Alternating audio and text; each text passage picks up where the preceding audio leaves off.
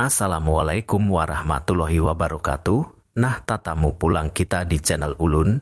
Ini sejarah asli Banua Nang mengisahkan tentang sejarah asal-usul Banua Banjar khususnya atau Kalimantan Selatan atau Kalimantan pada umumnya.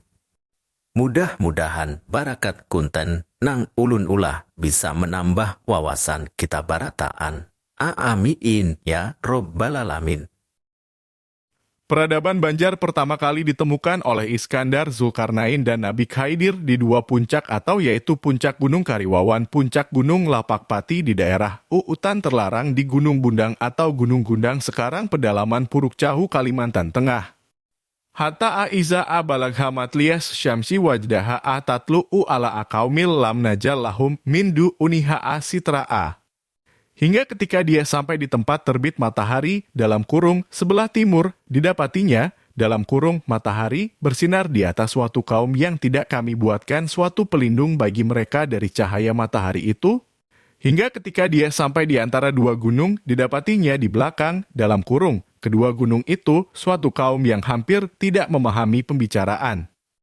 Setelah Iskandar, Zulkarnain mengeluarkan kaum Yajud dan Majud dari di antara dua bukit ke arah daratan Cina. Maka Bani Aljar Banjar hidup dengan berperadaban yang damai dan tenang setelah melalui beberapa perkembangan zaman. Ada beberapa sebagian Bani Aljar yang telah melakukan kafilah atau perjalanan panjang, ada yang mencari kehidupan yang layak. Hingga zaman ke zaman perjalanannya sampai ke tempat-tempat suatu negeri dan sampai pada zaman di mana suatu negeri melakukan perdagangannya melalui sistem barter sampai ke suatu negeri yang mengenal mata uang. Bani Aljar Banjar yang melakukan kafilah atau perjalanan panjang mudah berbaur dan bergaul dengan penduduk setempat dan mudah untuk memiliki kepercayaan dari suatu penguasa negeri dan mudah melakukan kerjasama dengan penguasa-penguasa setempat bahkan sampai membantu penyelesaian permasalahan-permasalahan atau hal-hal di suatu negeri. Bani Zahiriyah atau Bani Aljar Banjar hingga membentuk suatu komunitas kafilah-kafilah untuk keamanan dan kedamaian dalam perantauannya di Gujarat. Di Jazirah melewati laut, samudera dan gurun Sahara yang luas hingga sampai ke negeri Syam dan Maghribi sampai ke tanah Arab. Para komunitas kafilah Bani Zahiriyah atau Bani Aljar dalam kurung Banjar banyak menciptakan peradaban baru di perjalanan kafilah-kafilahnya hingga sampai dikenal orang sebagai kafilah kependudukan Bani Quraisy di tanah Arab.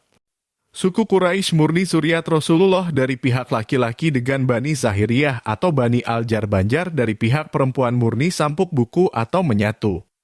Setelah melalui perkawinan di Tanah Malay Tanah Harum atau negeri Sabah di Tanah Samparan di Sahunjuran matahari terbit di lintang negeri Katulistiwa dari Tanjung Puri ke Tanjung Pura atau negeri Borneo di negeri Kaliwara Kalimantan. Yang akan menghadirkan suatu pemimpin besar di belahan bumi umat Islam yaitu Muhammad Al-Mahdi. Imam Mahdi sejarah ini telah dihapus oleh bangsa Holland dan Yahudi atau bangsa Jawiyah, bangsa penjajah dan bangsa perusak.